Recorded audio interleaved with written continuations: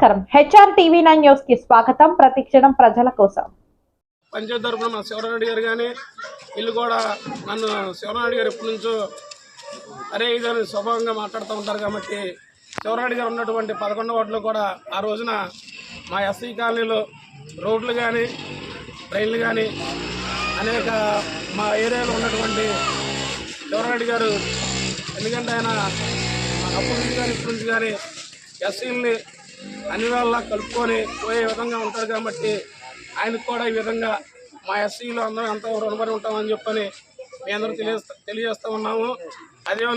అదేవిధంగా ఈ రోజున వంశీ గారికి మళ్ళీ 20,000 ఓట్ల మెజార్టీతో గెలిపిస్తామని యాట్రిక్ విజయంతో గెలిపిస్తామని చెప్పని మీ అందరూ సభ్యంగా తెలియజేస్తూ ఉన్నాము.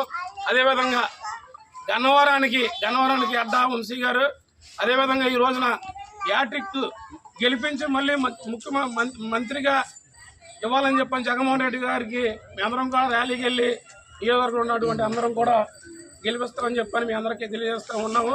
అదేవిధంగా ఈ రోజున ఈ అవకాశం ఇచ్చినటువంటి అందరికీ వర్ధిల్లాలి వంశీ గారి నాయకత్వం, వర్ధిల్లాలి వంశీ గారి నాయకత్వం, వర్ధిల్లాలి జగన్మోహన్ రెడ్డి గారి నాయకత్వం, వర్ధిల్లాలి జగన్మోహన్ రెడ్డి గారి నాయకత్వం.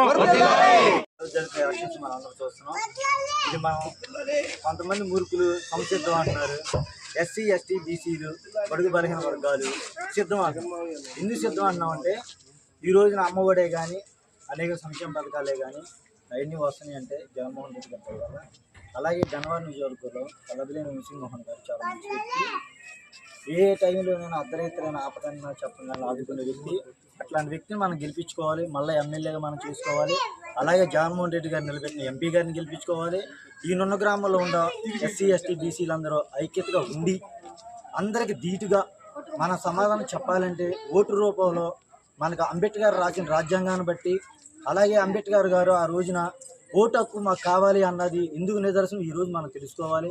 అట్లా అంబేద్కర్ ఇచ్చిన ఓటు హక్కు ద్వారా మనం జగన్మోహన్ రెడ్డి గారిని గెలిపించుకొని మనమేంటో మనం చూపించుకోవాలి.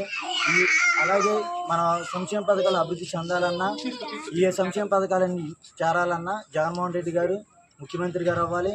మన వల్లభనేని వంశీమోహన్ గారు ఎమ్మెల్యే